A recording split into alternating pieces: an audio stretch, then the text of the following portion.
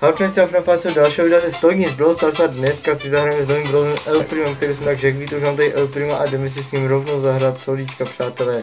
No to byste šli solíčka. Samozřejmě pokud byste měli jakékoliv rady, typy do Brawl Stars, pište mi do komentářů, já budu hrozně moc rád.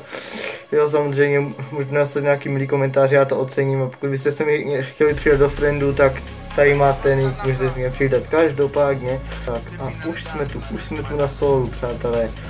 Vezmeme si tady tu opět zase náš hezký Box of Powers. Tak, vlastně krabice síly. Technicky za to je to jakési zelené a jak vy asi můžete tušit, tak jedna jistá jaksi omamná rostlina je taktéž zelená a vy už asi tušíte, kterou rostlinu mám právě na mysli. No tak internet mi dneska úplně nepřeje, což? Aspoň bych se teda mohl vyhýlovat. Ne, to ani na to nemyslí. Prosím.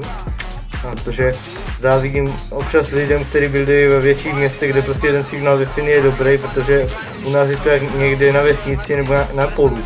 Jo, tak, kolikýž 9 pavlů, no, vidíte to, tak to prostě nesundám. El Prima prý údajně udeřil asteroid a díky tomu má prý tu svoji obrovskou sílu, což podle mě je naprostá blbost. Já bych spíš řekl, že si dal nějaký omamný posilovač a díky tomu má teď obrovskou sílu. Ano, přesně tak to je, není to nějak jinak, počkej. Máme to? Jo, vlastně to je super.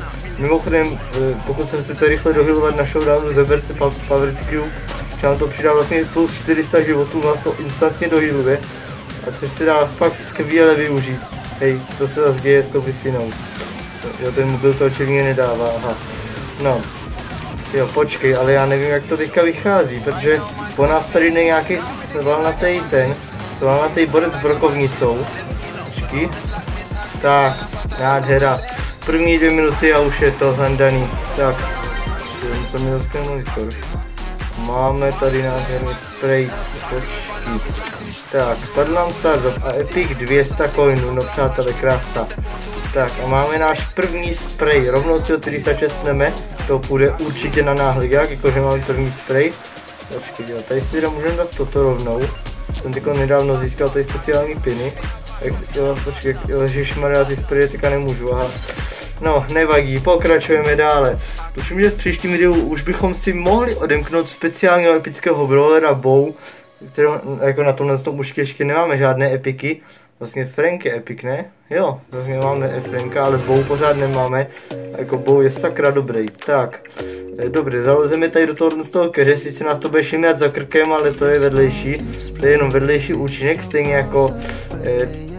jako vakcíny na jednu nejmenovanou nemoc, kterou vám tady bohužel nemůžu říct, protože to video by mi okamžitě smazali. Každopádně, jo, koukám, že internet nám nepřeje. A tam nějaký typek se jmenoval nějaký hráč VZ, nebo nějaké takové to pofiderní arabské názvy, protože samozřejmě my jsme v Česku, my tomu nemůžeme rozumět, ale u nich to pravděpodobně znamená něco jako hráč, nebo například Karel Novotný, nebo Jarka Babica, nebo jo, tady je teda Jackina a ta si asi ty Power Cube okamžitě zabere, což přesně jak jsem říkal, ne, nějaký mi nechal, hej, come on, nech mě žít, nech Brouka žít, sice nejsem Brouk, ale to je taktéž vedlejší účinek, že třeba dáte Broukovi nějakou, jakousi omamnou látku a on se z nenadání promění na člověka ještě s takovou tu maskou. Tu masku představuje asi nějaký opět pofiderní list nejmenované zelené rostliny, přátelé. Každopádně, jo, ty je zmrzlinář, normálně ice cream, ledový křik tady po nás jde. A 8-bit to je nějaký, nevím kde je 8-bit, to se rozebeme potom. Tak a hop, už jsme skoro tam, jo, akorát tady nám to trošku nevinde. Počkej, se vyhnu, tak. A počkám, až on přijde semka.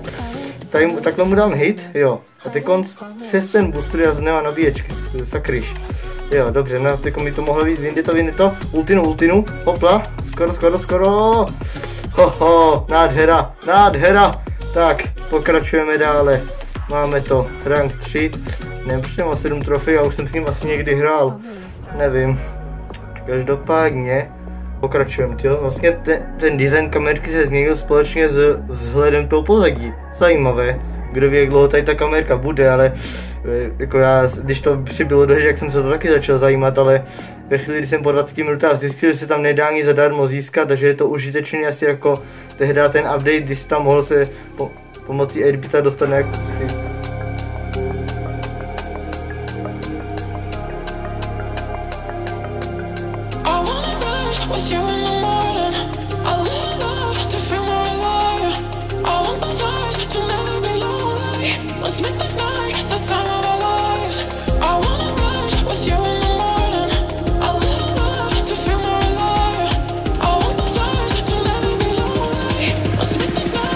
Každopádně jo.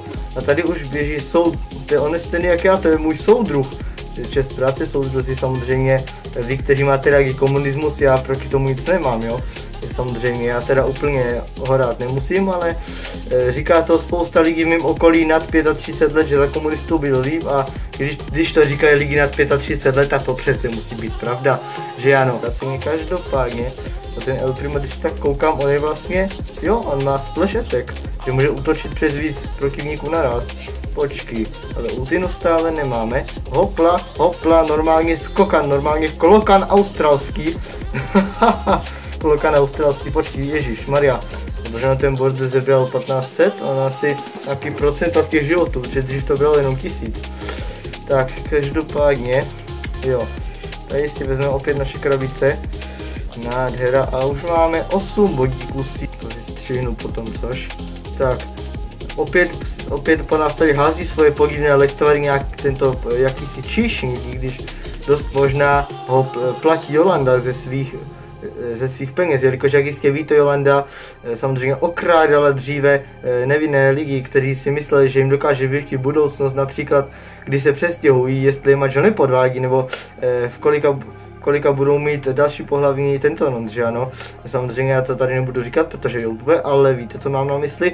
Každopádně vůbec bych se nedivil, kdyby ten Barley nebo barman byl nějaký její stoupenec, kterého ona platí, aby vařil tyto pofidérní lektvary, které, jak jsme mohli vidět v některých samozřejmě částí jejího věšteckého pořadu, samotné Jolandy, tam úchylně a podivně popíjí, když zrovna zastihnete ve nestřežený moment, jak si tam vytahuje pod svého pultíku nějaký pofidérní drink, který pravděpodobně namíchal tento podivný barman. Barman, prosím vás, barman je to, ne balvan.